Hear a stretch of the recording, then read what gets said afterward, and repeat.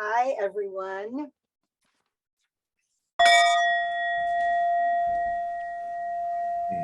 Thank you, Deanna, for calling us together with the ringing of the Tibetan singing bowl. It is good to see everyone. Welcome to this, our second CHUM Luncheon. And by the marvels of internet technology and the skill of Sonia, we are together again as we are.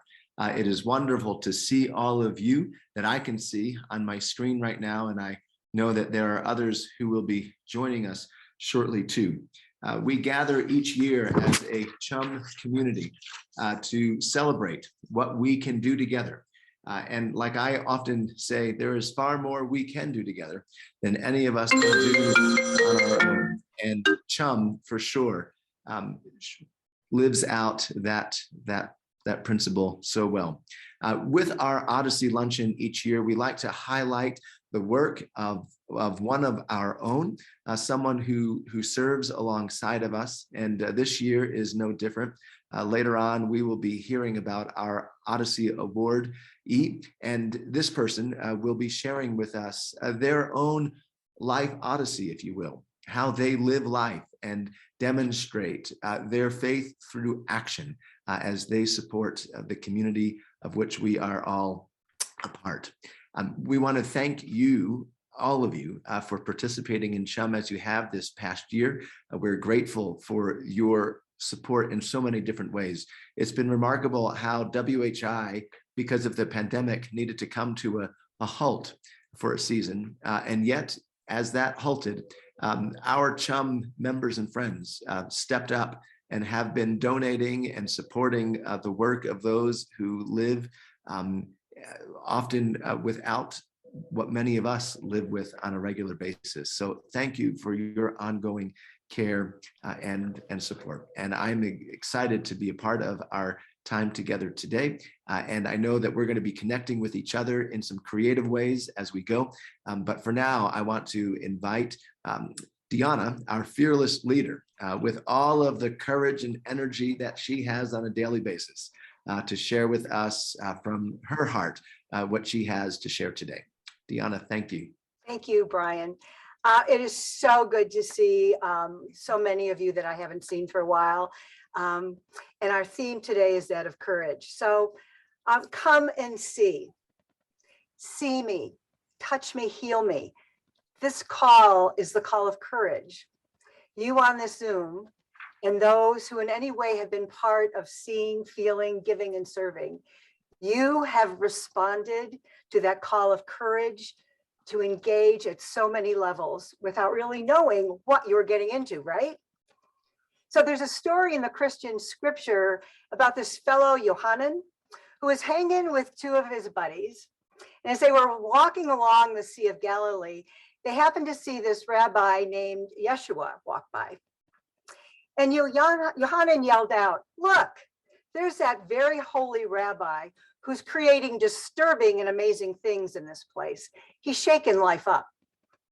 So they started to follow the rabbi. And Yeshua turned and saw them following.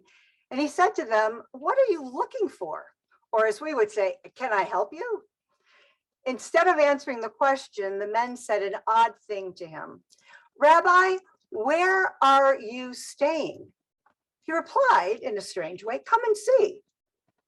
Yeshua invited these strangers into his place late in the afternoon, and they entered into an intimate relationship where they began to see with the eyes of their heart. Only then did they start to understand what they were looking for. Community was formed and a deep transformative journey began. And together they created holy ground. Lives were changed, a faithful community was being shaped, and they had become witnesses and companions with those who had broken and hard lives. And for those who had wealth and power, those that had shallow lives. So 10 years ago, this community came and saw. Not sure what you were looking for or how this would unfold, but you had courage. You were among the first to enter the transformative journey of the Women's Homelessness Initiative with Capitol Hill United Ministries to help create a system of shelter for women on the streets who were unhoused. Eventually, 20 congregations opened their doors, and with your help, offered sanctuary and hospitality every night for 20 to 25 strangers. Unknown women experiencing homelessness who also came to see. And you know what they saw? They saw you with your love. Today we celebrate this amazing community's courage of saying a resounding yes to the unknown, to the uncomfortable, while acknowledging a knowing deep within our soul and our heart. For 420 weeks every night, not missing one until the arrival of COVID, this community has been part of filling over 80,000 cots with women whose home and spirit were lost. You've been part of offering over 134,000 meals for souls who yearn for healthy care and respect. With the beginning of COVID, you helped Capitol Hill United Ministries and the Women's Homelessness Initiative turn on a dime and begin a new ministry of offering many supportive services to 15 agencies who serve over 6,000 human beings per week. These agencies were able to continue working with those on the streets, in the encampments, giving support to the motels and SOSs, serving those who are without home. Those agencies needed our help. And again, you chose a level of courage.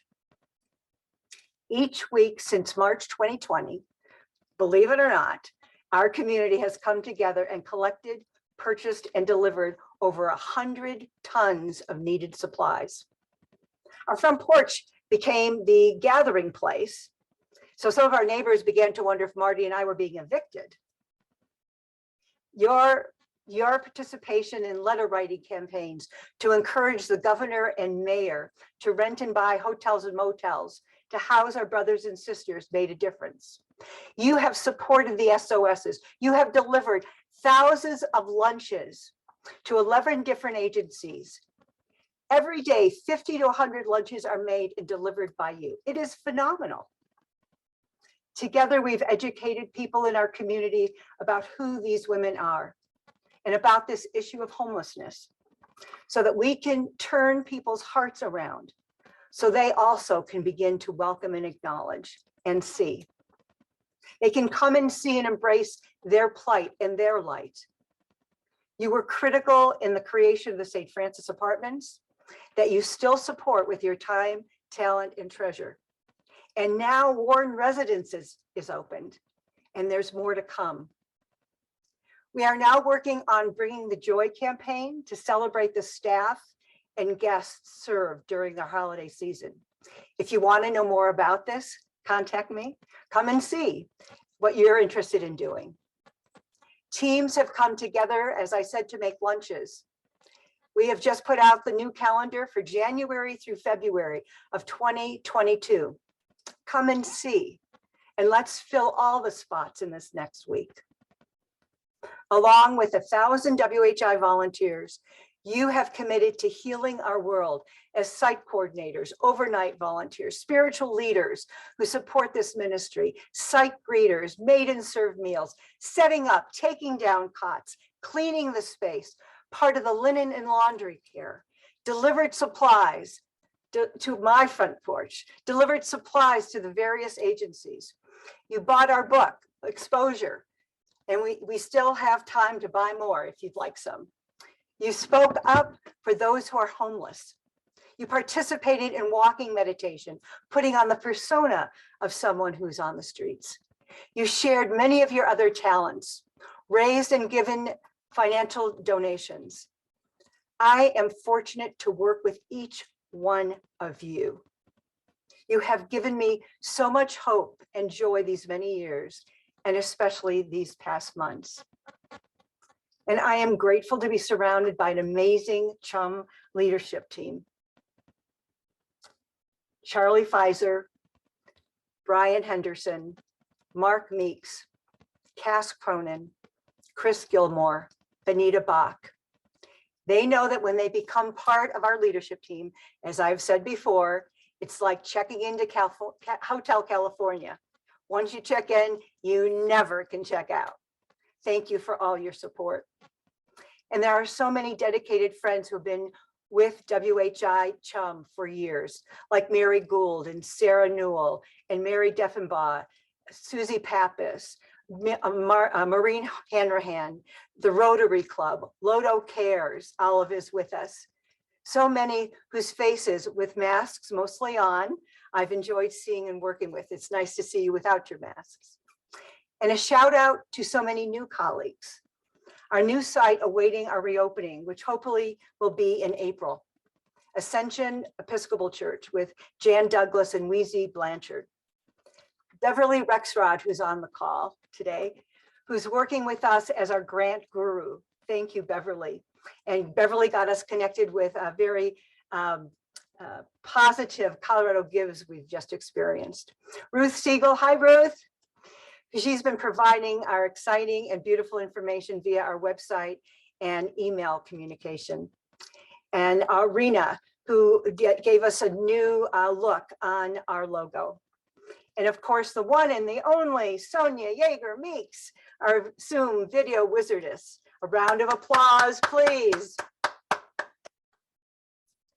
And there are so many more. I continue to be privileged to work side by side with hundreds of our WHI CHUM community congregational volunteers who are so committed to changing what can be changed. Together, we strive with every ounce of courage to reach towards love. As a community, you have done this. You have opened your eyes. You have opened your heart and your mind. You have said yes.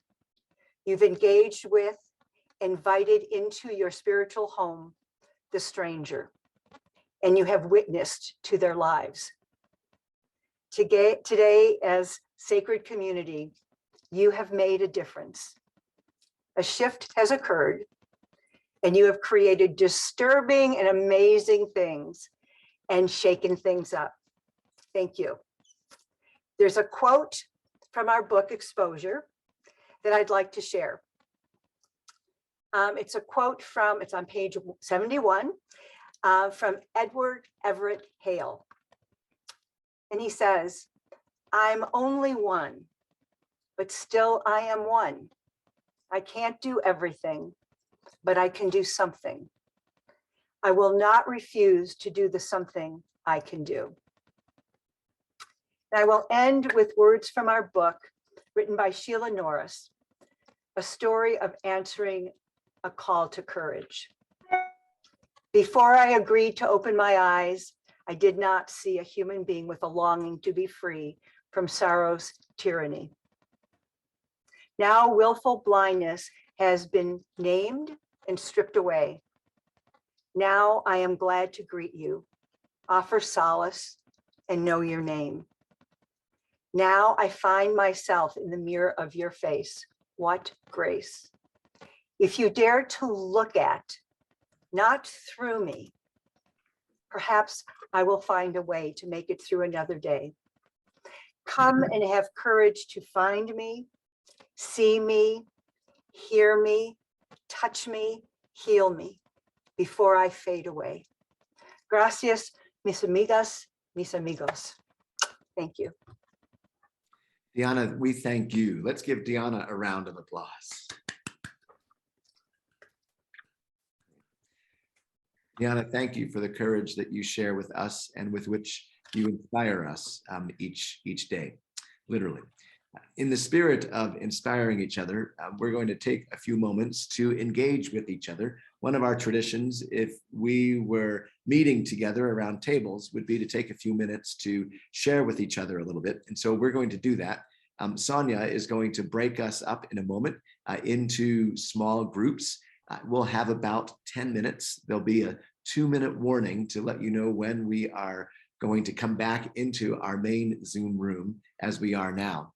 And in those 10 minutes, there'll be 3 to 5 people in each group, so we won't have a lot of time, but we want to invite each of you to take a minute or maybe a little bit more each to respond to the question, how have you been courageous? When have you been courageous? When have you, as Deanna just read, when have you said yes to something that maybe others were not able to or did not want to say yes to? How did you feel? And so I'm going to leave it simply at that. Think about times when you were courageous and share about that with each other. Obviously share your name and who you represent organizationally or faith community wise, but share with each other how you have experienced courage and how that made you feel. And then if you can keep notes about your group, if someone in your group can keep notes about what your group has shared, we'll try and capture that for use at another time. But we want to experience now that sense of courage that is represented in each picture of each other that we see on our screens right now. Because as I look at my computer screen, I see a lot of courage. CHUM could not do what it does if it wasn't for the courage that each of you bring to the table, so to speak. And so now we're going to go to our virtual tables and share with each other. So Sonia, I'll invite you to send us off. All right.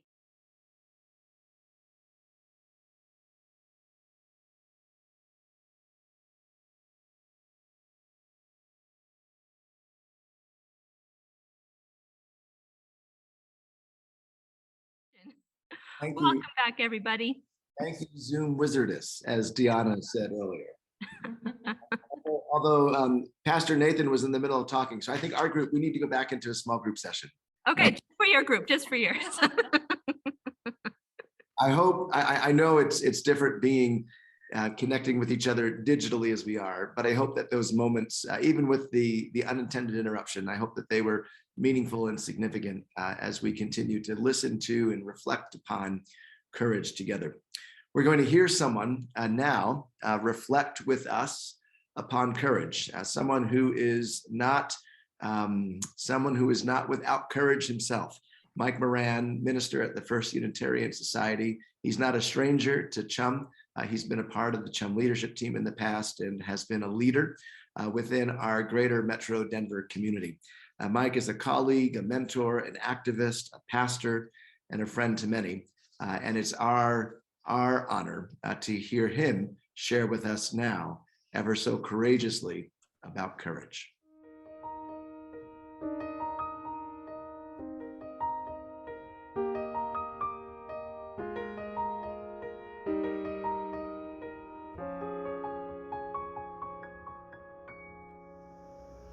Good afternoon, Capitol Hill United Ministries. I'm grateful for the chance to be with you, even if we are separated by both space and time in this apparently endless pandemic. Whoever and wherever you are, I hope you are healthy and well in body and in spirit. I want to give a brief shout out of thanks and appreciation for the Capitol Hill United Ministries leadership team. That's Deanna Flahey, Reverend Brian Henderson, Reverend Chris Gilmore, Bonita Bach, Cass Cronan, and Charlie Pfizer. Thanks also to Sonia Yeager-Meeks and Deborah Yeager for the music, and especially to Sonia for doing the electronic wizardry that's making this broadcast happen. Before I begin my charge for today, I was charged with speaking to you about courage. I just want to take a moment and acknowledge with you just how hard the past year and a half has been. Very few people I know have been mostly unaffected. Most people I know have had their lives turned upside down and inside out with worry and stress, uncertainty, illness, loss of job or income, disruption to work, ministry, family, schools, on, and it's not over yet. Whoever you are, workers, execs, volunteers, faith leaders, agencies providing services to vulnerable populations, thank you. Thank you for what you do. Thank you for keeping on in the face of an unpredictable and difficult circumstances. I believe most people have been traumatized by the past year and a half in one way or another. And I want you to know you're not alone. You are a warrior, a torchbearer, a rock in a crazy river, and you deserve to have your trauma acknowledged and ministered to and cared for.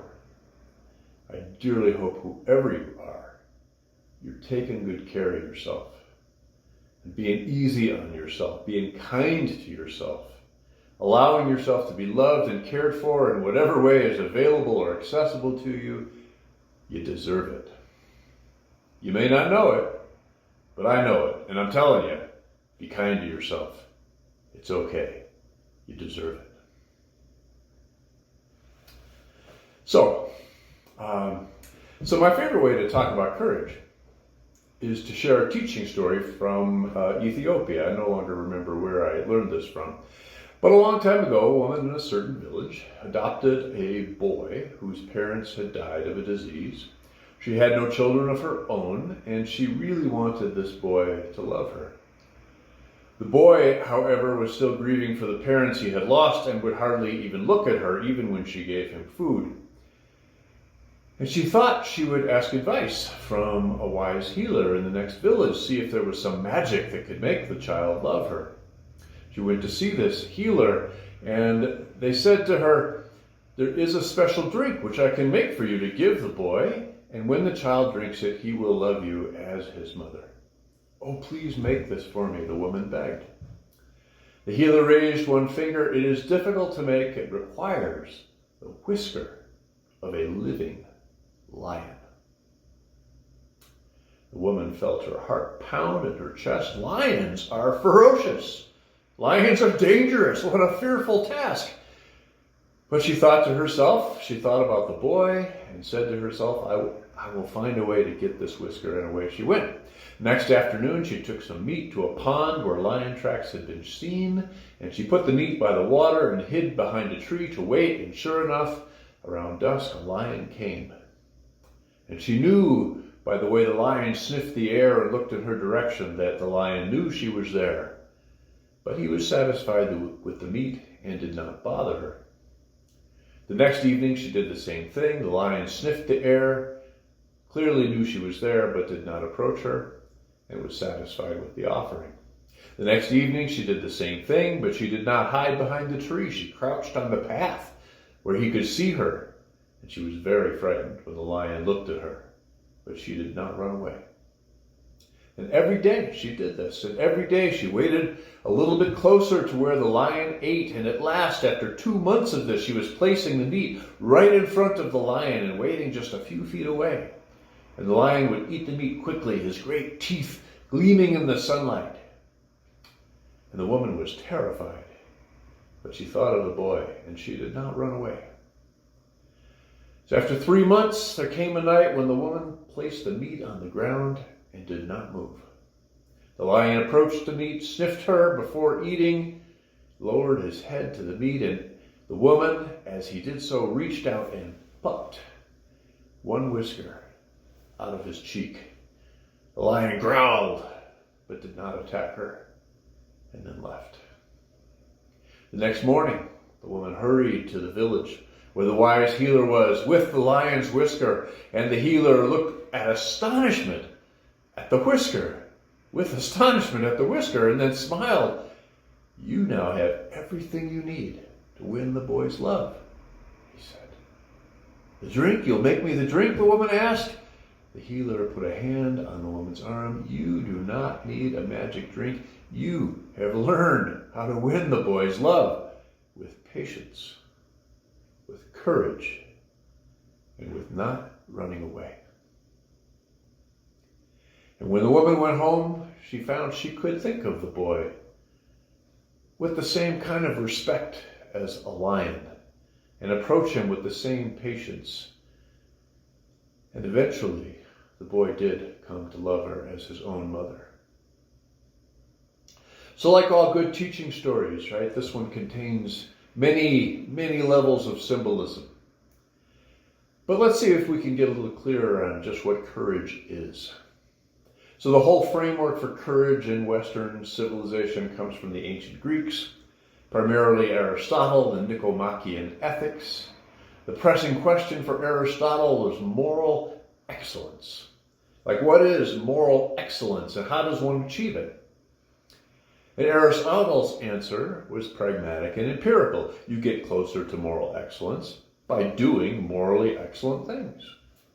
It's not just some static state of being or something you can claim if it only exists in your intentions instead of in your actions. It's certainly not something you can claim if it just remains in your head. You got to act. You have to do. You have to create. You have to engage. You've got to be the actual cause of some actual effect. Like, note, if you will, that actual begins with the word act, as in action, activity, activate, and a slew of related words like accomplish and achieve. Or as one of my mentors once said to me, Mike, it's not rocket science. Self-esteem arises from the self doing things worthy of esteem.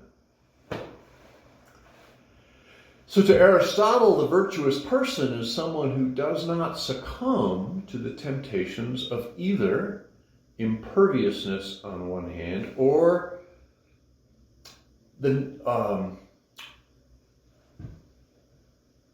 being scared witless on the other.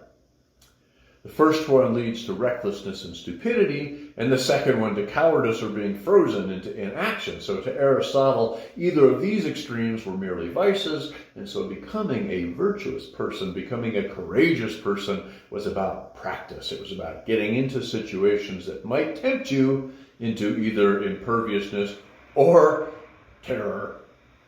But you don't give in to those, and you learn how to not give in to those by doing it over and over as you develop and demonstrate your character. And that's where Aristotle stopped. But subsequent philosophers have noted that the unanswered question in Aristotle's musing is the question of motivation. That is, why is it someone would even want to be courageous? Why on earth would we willingly choose to learn such hard lessons? How do we stay the course when temptation for an easier option will always be there? And the answer to that is relationship. The answer is community. The answer is connection, our sense of belonging to others, or our sense of others belonging to us. The answer is love. We learn by imitating behavior that we admire. We find courage. That is, we are literally encouraged by the love that we long for, the love that we give, the love we allow ourselves to receive. I think about all the stories I've heard about people who've run into burning buildings or put themselves at great risk to save someone, and so many of them, when asked why they did that, they answer something like, well, because they would have done it for me, or something very like that. I think about the people who marched in Selma and Montgomery and Washington, D.C. and Atlanta and Chicago and Kenosha and Oakland, knowing they would be attacked by police, knowing they would be in danger, and they went anyway. I think about all the people marching in the streets these days, these past few years, standing up against police brutality, putting themselves at risk of judgment, of exposure to COVID-19, and of personal injury, because there appears, God willing and sanity prevailing, there appears to be in this world a growing recognition that until black and brown lives are valued as much as white ones, like systemically, culturally, materially, until that time comes, none of us are truly free. Not ourselves, not the people who love us, not the people we love. I think about some of the people who are watching this right now. People who took risks, physical risks, career risks, social and family risks, to make sure there were places in this city where homeless people could sleep safely out of the wind. And I think about the people who don't have a safe place to sleep, who don't have a steady source of decent food for their bodies, or the comfort of a chair to sit in when they're tired, and how they keep getting up and keep walking and keep trying despite exhaustion, despite being sick, despite physical ailments and emotional scars that no one will ever see. And those of you who serve these precious souls, you know this, but I'm going to take this opportunity to remind you, serving the poor takes patience and courage and not running away. It takes demonstrating that all of God's children deserve respect and dignity. How do we do that? How do we stay the course when temptation for an easier option will always be there? The answer is relationship. The answer is community, connection, our sense of belonging to others, our sense that others belong to us. The answer is love. So take courage, friends. Blessed is the work of your hands, and hearts and minds. Blessed are you. Blessed are you. Blessed are you. Amen. And thank you for this opportunity to share with you today.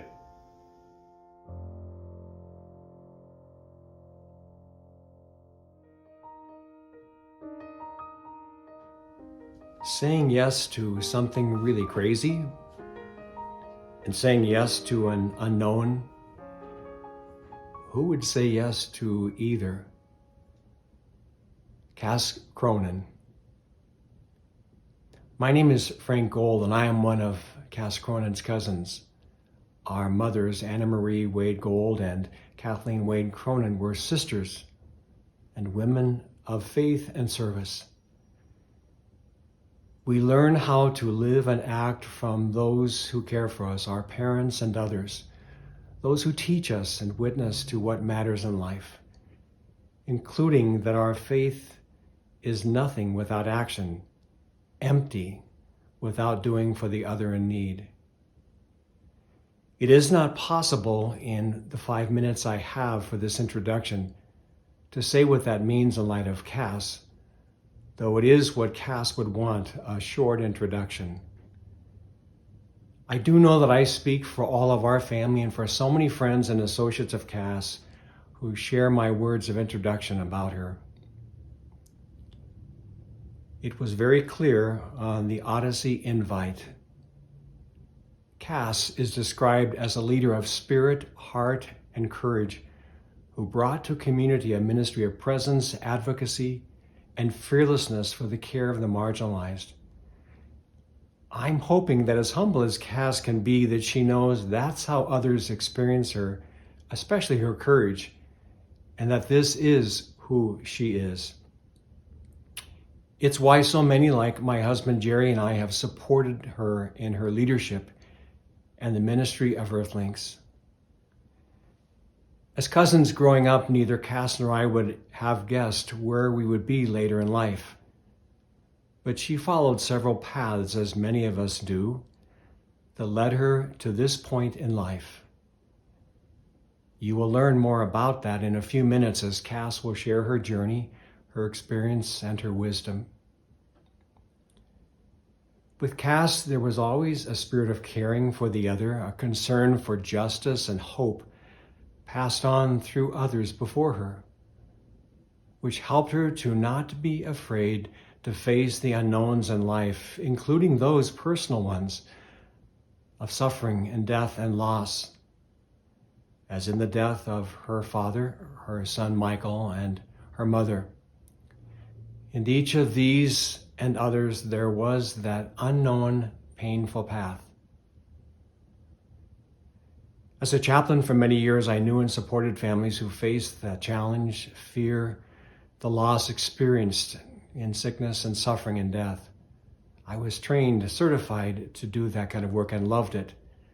Cass was not, but she came with who she was, and I saw her stepping up outside of her safe area with courage and faith in each of those losses in her life, as she also did with her husband John as they grieved deeply the death of their son, and in the support she gave in the deaths of John's parents. Family and friends supported Cass through all of this, but she carried so much of it. It's not surprising that John and their daughter Katie, in part because of Cass's example, also became involved as volunteers in a variety of ways in Earthlings, and with the focus of advocacy and ministry to the homeless. Obviously, the big unknown that called to Cass for courage was to take the leadership of Earthlings. She assumed that role that had been held by two women, the foundresses, both Catholic sisters, who were well known and supported by their communities and many who knew them. There is no doubt that they were happy she took this role. So much of Cass's previous work, including as a lawyer, and her involvement in other ministries for the poor and the homeless, helped her step into Earthlings as leader, and it clearly demonstrated her response to a call to enter uncharted territory that she knew in her heart she was meant to do. Her response was what it means to have the courage and faith to say yes to the unknown. Earthlings is an amazing organization, and Cass has not only taken the reins, she has moved it and continues to do so in new directions for women and men experiencing homelessness and poverty, who are so often shunned and ignored by much of society. Also providing, as she and the Earthlings staffs did, for one of the safe outdoor space sites is also what it means to have the courage to say yes to the unknown. Cass's long involvement with CHUM and WHI and that whole wonderful community speaks of her knowing that it takes a whole community with courage and faith to say yes to the unknown. I am honored to introduce my cousin, Cass Cronan, leader, advocate, witness, and caregiver, and the 2021 Odyssey Award recipient. Cass, congratulations. We are so proud of you and all you do.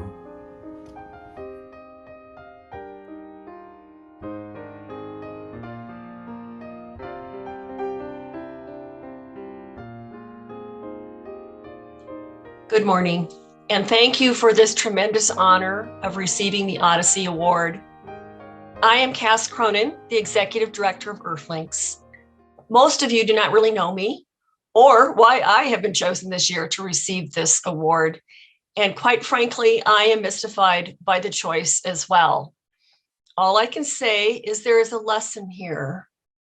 Do not miss a meeting, or you will find yourself chosen to receive an award and then to give a reflection to a group of people who do more than most on any given day to bring justice to our community. I have been involved with CHUM since around 2008, when John Hicks invited me to a clergy meeting, which was held at Our Savior's Lutheran Church. I remember it well. It was during Lent, and Mark Meeks was leading the meeting. I don't remember the specifics of the conversation, but it was justice-driven, justice with a capital J. He was pushing us all to consider Lent from a perspective that could change hearts and actions and bring about a more just world. Quite frankly, I was hooked. John Hicks was quick to pull me aside and tell me that it was not always so esoteric to please come back, but I did not need his reassurance. It was clear that this was a group who took their faith seriously and put it into action. It wasn't long thereafter that Deanna Flahive got her hands on me, and somehow I agreed to a 1-year temporary position on the CHUM leadership team. I think that was about 10 years ago. While clearly I don't know how to count, I have been fortunate to be included in discussions with some of the most inspirational faith leaders in this city throughout these past years. They challenge me in innumerable ways. I'd like to think I've grown a bit in their company. I have been strictly instructed by you-know-who to share a bit about my journey, my odyssey, if you will, in this conversation. With the theme of courage being central to our gathering today, I've also been instructed to include that in my comments. I am not sure that I think of my life as an odyssey, a grand journey, nor do I see myself as representative of the gift of courage. Like all of us, I have had my shares of trials, but also moments of joy. And to that extent, we are all travelers on the road. I'm a baby boomer, though towards the end of that demographic, I think. My brother and I were adopted as infants by my parents who were married during World War II. Raised Roman Catholic, we attended Catholic schools growing up. My 7 cousins lived not far, and with my brother, we all formed the Olive Street Sluggers, being a team of 9. I don't think we had a very good win-loss record, but it did increase my competitive nature, I am sure. And thank you, Cousin Frank, who has exhibited so much courage in his life, for introducing me today. Learning about the social justice aspects of the gospel was really instilled in me by the Mary Crest Sisters of St. Francis during high school. The women's movement, the war in Vietnam, and the draft were real issues to me. Concern about my family and friends that could be sent to Vietnam was very real.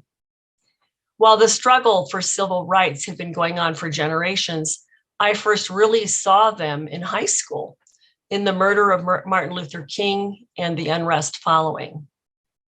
The murder of Robert Kennedy remains a stark memory. After college, and I tried to go to as many colleges in Colorado as possible, law school brought an opportunity to learn more deeply about injustice and to form more critical thinking. Or as my mother phrased it, "You used to be such a nice girl." I practiced law for 40 years. In the early years, facing a fair amount of bias as a woman in a man's field, but by no means was I the first or the last facing those issues. I was a trial lawyer, too independent to join a large firm, and I did a fair amount of pro bono, that's free work. If the priest, friend, neighbor called, I'd try to help. In 1980, I married my husband, John. We call ourselves lawyers in love, and what a blessing to marry your friend. He has been a true gift in my life. For health reasons, John eventually left the legal profession, but remains the smartest lawyer I know. Without his support, my journey would be very different. We adopted our son Michael in 1985, and in 1987 adopted his sister Katie. We had supportive, loving parents on both sides of our marriage, along with aunts and uncles and numerous cousins. Finding a good church home in the early 1980s was a blessing, and losing it in the 90s brought yet another blessing: the formation of a small community of faith, the Spirit of Hope, and we have been a part of that group for 30 years. The members of the Spirit of Hope community are my chosen family. In the 80s, 90s, and early 2000s, I sat on the Habitat for Humanity board for at least 6 years during that time and spent many other years with the Family Selection Committee. Regular service at homeless shelters and other outreach were expected activities for our family. Richard Rohr speaks of the 2 halves of life. Often there is a second life that is different, that comes from tragedy. In 2005, at the age of 19, our son Michael committed suicide.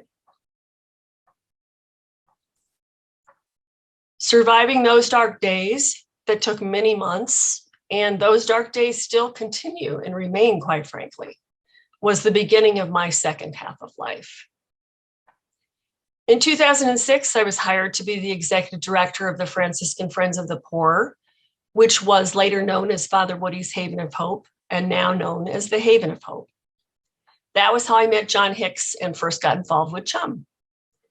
Working at Father Woody's was very healing.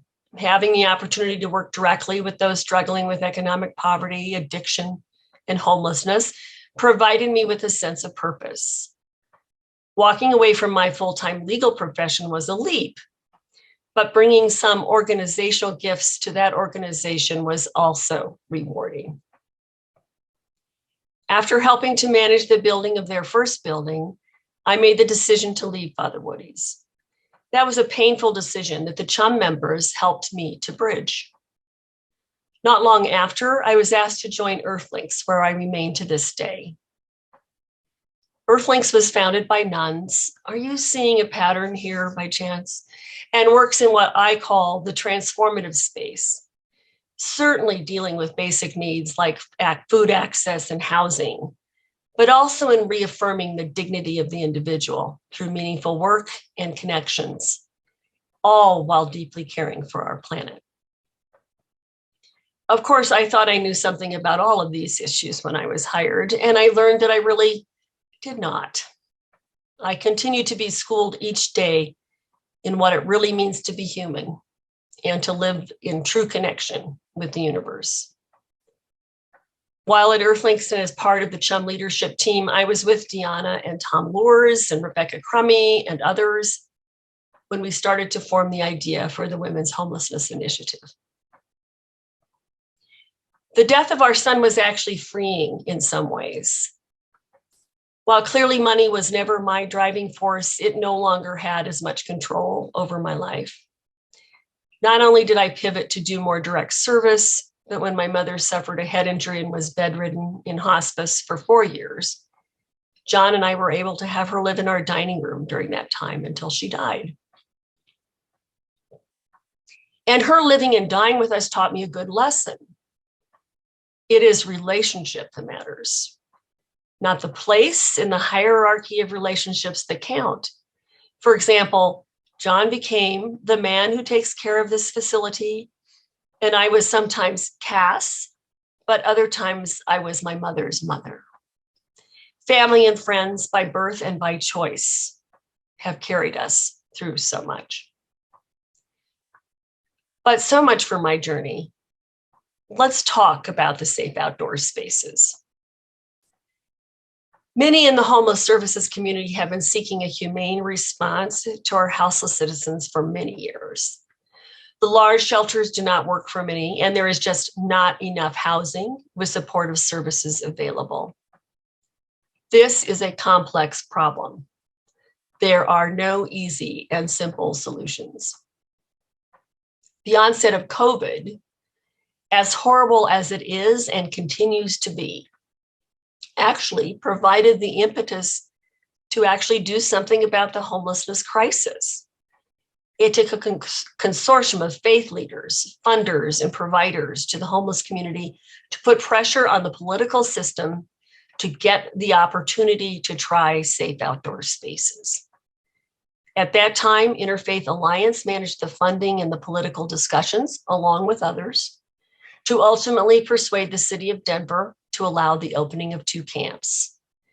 Thank you to Brian Rosbert, Kathleen Van Boris, and Jen Lopez for spearheading this process. The managed camp approach to offering safe shelter to the unhoused is not new. It has been done successfully in other states, but it is new to the Denver metro area.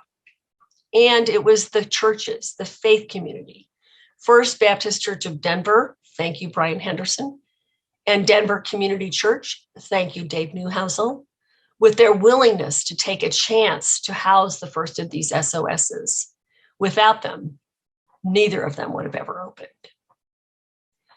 Earthlinks offered to manage the women and transgender individuals camp at First Baptist. This one was all privately funded by the foundation community, faith communities, and individuals. And Cole Chandler and Colorado Village Collaborative opened the second SOS at Denver Community Church. While both of these sites faced pushback from neighbors and others, Colorado Village Collaborative had the harder and more vociferous complaints. The din went away quickly following opening, though, when most of the neighbors' fears were put to rest. In fact, CHUM actually awarded both Earthlinks and the Colorado Village Collaborative an award as a good neighbor for having opened these safe outdoor spaces.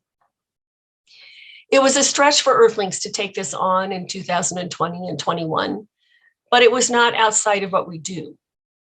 We have 25 years of experience working with unhoused folks, but even so, we learned a lot. I cannot say that it was courage that pushed Earthlinks to respond to run to the SOS. It was a response born of necessity, and there was an opportunity finally to serve. But the courage was Sarah Newell and the staff and volunteers who worked endless hours in the cold to keep the Grant Street SOS safe for the residents. Quica Montoya and her team from Colorado Village Collaborative at Denver Community Church are to be praised for their work in difficult circumstances to do the same. And it took courage for the unhoused folks to take a chance on this new opportunity. SOSs are one way to improve the health and safety of our community. Of course, they are not the only method. Housing with services for those ready for that step is essential. The Women's Homelessness Initiative basically provided the food and support for the Earthlinks SOS throughout its tenure. And when WHI can open again, it will offer support to women who need a different approach. The new SOSs that have opened at Regis University, thank you, Regis, and St. Francis Center, and Park Hill United Methodist, who has witnessed significant neighborhood pushback, again directed at Colorado Village Collaborative, have continued to provide safety and a place for those without one. The new SOSs, now funded by the city, will offer yet more opportunities to invite people without homes to reconnect with community. If there is a lesson in all of this, it is that it all comes down to connection. We are all connected. Science tells us that we are made of stardust, from the tiniest speck of dirt to the most powerful or richest humans. We are all connected. We make our journey together for good and for bad. We can only hope to influence the journey towards justice in the decisions we make every day. As a saying attributed to Margaret Mead says, never doubt that a small group of thoughtful, committed citizens can change the world. Indeed, it is the only thing that ever has. Thank you all for making the world a better place. Let's keep moving forward together in community. And thank you again for this award.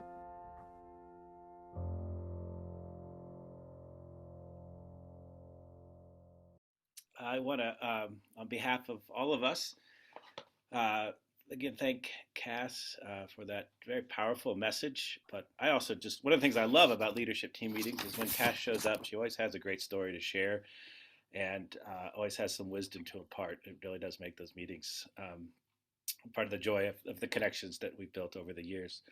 So I have a gift for you. So I'm going to hand it through the virtual space now. You ready?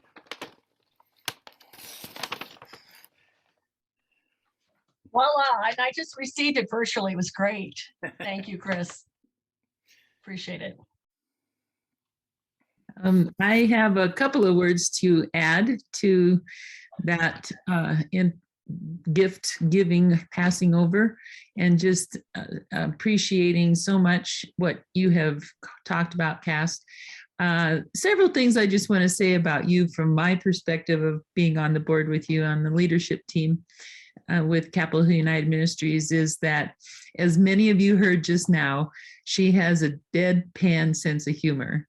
And so we can be in a very serious moment and Cass says something and it just cracks everybody up, and it levitates the whole room, and that's really appreciated. It's a real gift that you have. And at the same time, with all the many gifts that you have, the other word I would use to describe you is how humble you are.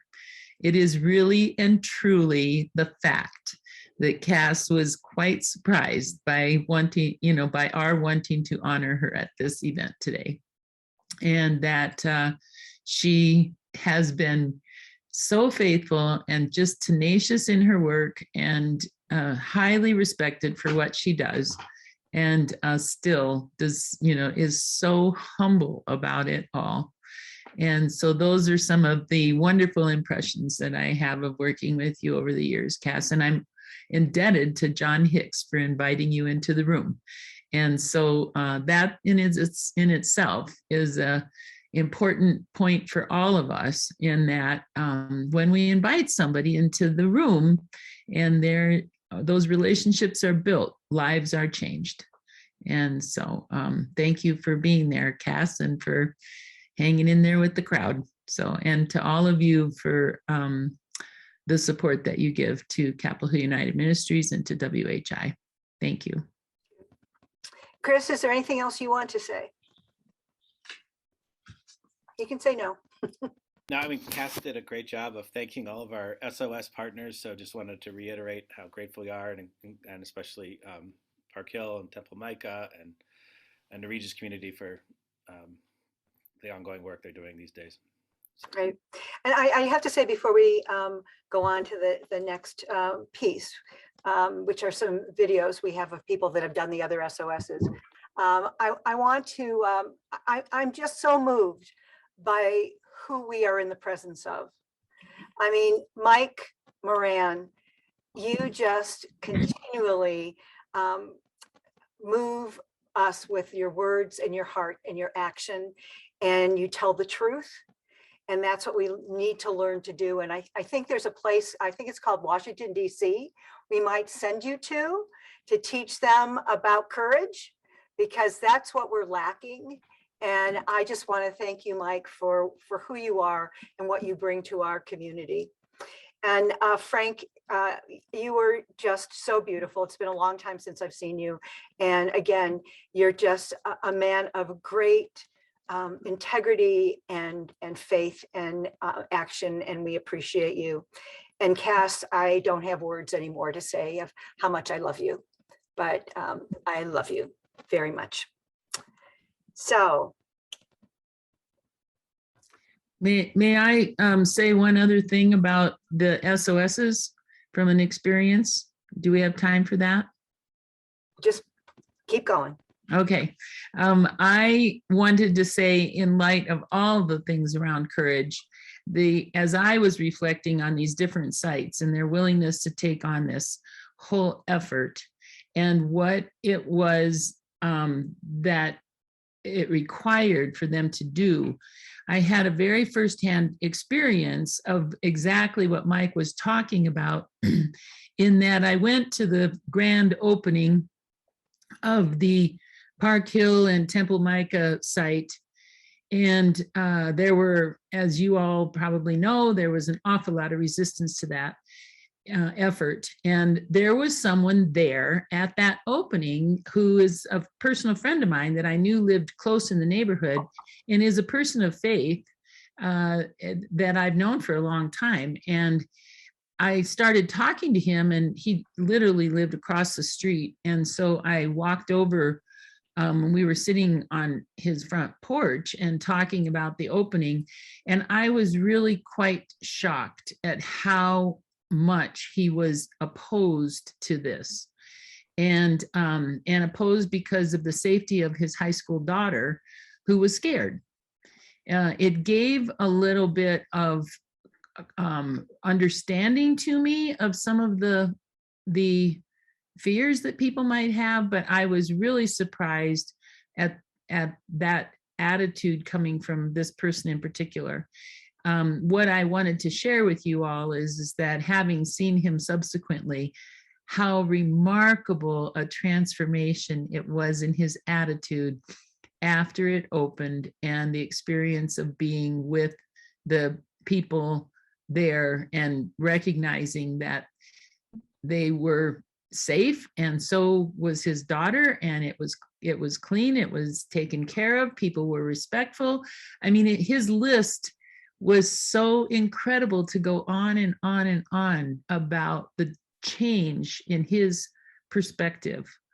And that again is such a witness. And so to invite people into that, to be able to have some exposure is what you all are doing all the time with all the volunteers, bringing in new people into WHI. One of the people in the small group that I was just in was just saying how people have such misinterpretations of why people are homeless so very often. And it's an invitation to all of us and a good reminder of just what an incredible difference these things make, not only in the lives of the people who are housed, for which it's fundamental for their very existence, but for the lives of so many of other people as well, as the poem that you read noted, Deanna. Thank you, Benita. Thank you. And I know Nathan, Pastor Nathan from Park Hill United Methodist Church is on our call too. And just want to, thank you, Nathan, for your courage and your love. We are so proud of the people that we get to work with. And I know Nathan we have a little clip of his experience on this. And Nathan, would you like to say a couple words or not? Okay. All right. So Sonia, take it away.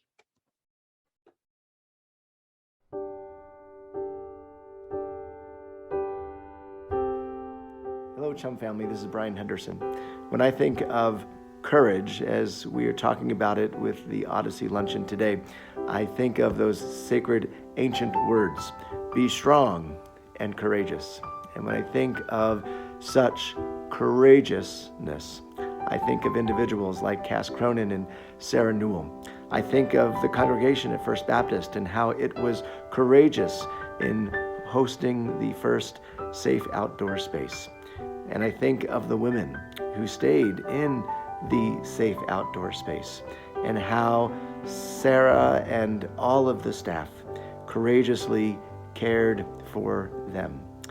And when I think about all of this combined courageousness, I think of the adage that there is always far more we can do together than any of us can do on our own. So be encouraged, as I know many at First Baptist were encouraged by the courage shared by Cass and Sarah and so many others.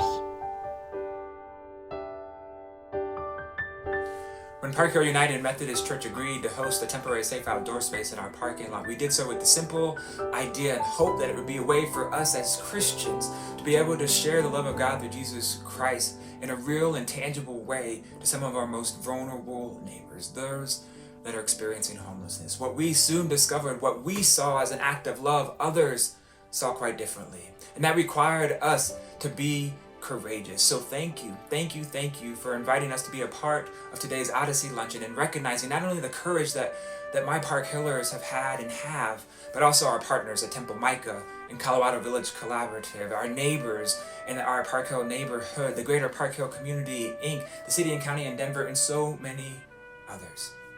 Thank you. And may you do your best to show love to others. And may you know that as you do so, you'll have to be courageous. So go and have courage, have hope, have heart, and show love. Thank you. It was in January last year that our university president, Reverend John P. Fitzgibbons of the Society of Jesus, was asked to consider hosting an SOS on the Regis campus. Thus began a 4-month discernment process to ensure an SOS would be a good fit at Regis and in our North Denver neighborhood. The conversations were plentiful and robust. We addressed initial fears and hesitancies, many spawned by the stereotypes of those experiencing homelessness. Our decision to host a site came with great thoughtfulness and care, and once opened, we quickly saw support for the SOS grow. Area businesses and surrounding neighborhood communities stepped up to support the SOS in ways we could not have anticipated. Once people saw that our unsheltered neighbors are first and foremost people, those initial fears were replaced by neighborly concern. Regis University is grateful that we can fulfill our Jesuit Catholic mission of service to others in this capacity. We are honored to work in partnership with the St. Francis Center, the Colorado Village Collaborative, and the City and County of Denver, and we are privileged to stand on the shoulders of those who courageously acted before us. Hi everyone, my name is Tom Lures. I'm the Executive Director of St. Francis Center, good to be with you today during this awards ceremony. Best wishes to Cass Cronan, the honoree today, and to many people who have participated in the Safe Outdoor Space Project, which has really improved the lives of many of our community members. Special thanks to Cole and Quika and Father Fitzgibbons, and Ian, who has run the site with Regis University for St. Francis Center over the past 5 or 6 months. It's a really meaningful project, and as one person told me who's up there now, it helped him change his life, which he never thought would be a possibility. So thanks for all of you who have supported the SOS sites, and best wishes. Hey friends, with the Capitol Hill United Ministries, my name is Dave Newhousel and I'm a pastor at Denver Community Church. And I want to join you in celebrating the innovative work of safe outdoor spaces in our city. Thank you for your recognition of these incredible projects. At a time in our lives when we are discouraged and we oftentimes feel overwhelmed and unable to help our most vulnerable neighbors, particularly those experiencing homelessness, the Safe Outdoor Spaces have been an incredible model for change, creativity, and transformation of people's lives. And Denver Community Church, along with our partners at Colorado Village Collaborative, just feel privileged to be able to be a host site for one of the first. And I also want to join you in thanking and celebrating the work of Cass Cronan at Earthlinks for her leadership, her innovation, and all that her leadership has meant for our city and the Capitol Hill specifically. So Cass, blessings to you, and thank you all friends for your joining us in celebrating these important projects.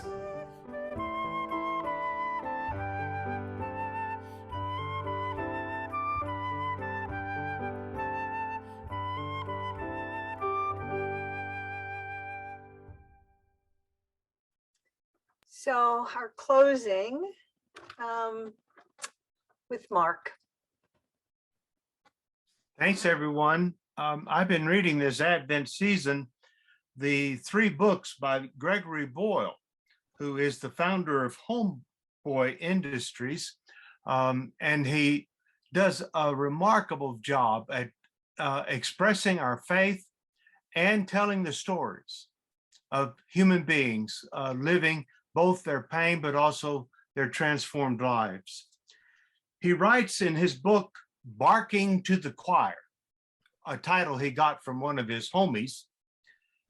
Years ago, I would drive Peto, one of our bakers, home after his shift. He would take his leave the same way every time. He'd open the door, straddle between being in and out, and turn to me and say, "Today was a beautiful day. Tomorrow will be even better." Being the torch, Boyle adds, fearlessly allows you to say such a thing.